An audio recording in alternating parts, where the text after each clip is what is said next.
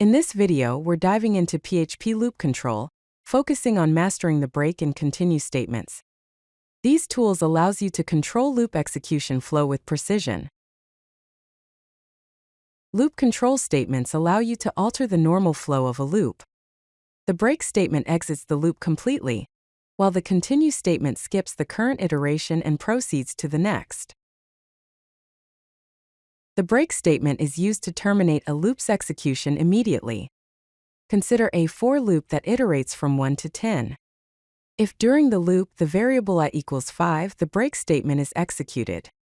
This causes the loop to terminate prematurely. As a result, the output will be the numbers 1, 2, 3, and 4. The loop stops before it reaches 5 because the break statement is triggered when I equals 5. The continue statement skips the current iteration and continues with the next one. Let's look at a for loop that iterates from 1 to 5. When the variable I equals 3, the continue statement is triggered.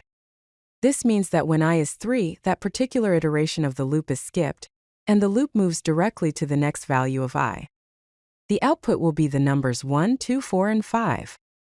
Notice that 3 is missing because the continue statement prevented it from being printed.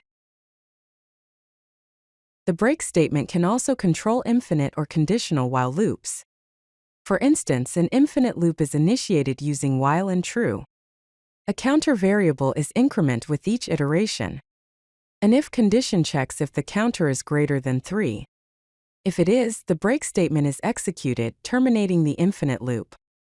The loop will print count, followed by the counter's value until the counter reaches 4, at which point the loop terminates.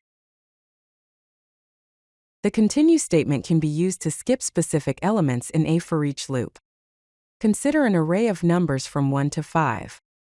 The Foreach loop iterates through each number. If a number is even, the continue statement is executed, skipping that number. Only the odd numbers are printed, resulting in the output odd followed by 1, 3, and 5.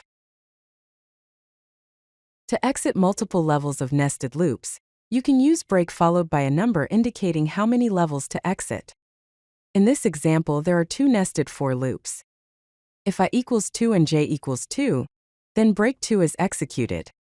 This will terminate both loops, and the script will continue executing after the outer loop. The output will be 1, 1, 1, 2, 1, 3, 2, 1, and then the loops will terminate when I and j are both 2. Here are some best practices when using break and continue. Use them sparingly. It's generally better to control loop flow with clear loop conditions rather than relying too much on break and continue. Always ensure that your code logic is clear. Add comments to explain why you're using break or continue in specific situations. This makes your code easier to understand and maintain. If you like this video, hit that like button and don't forget to subscribe. Visit codelucky.com for more such useful content.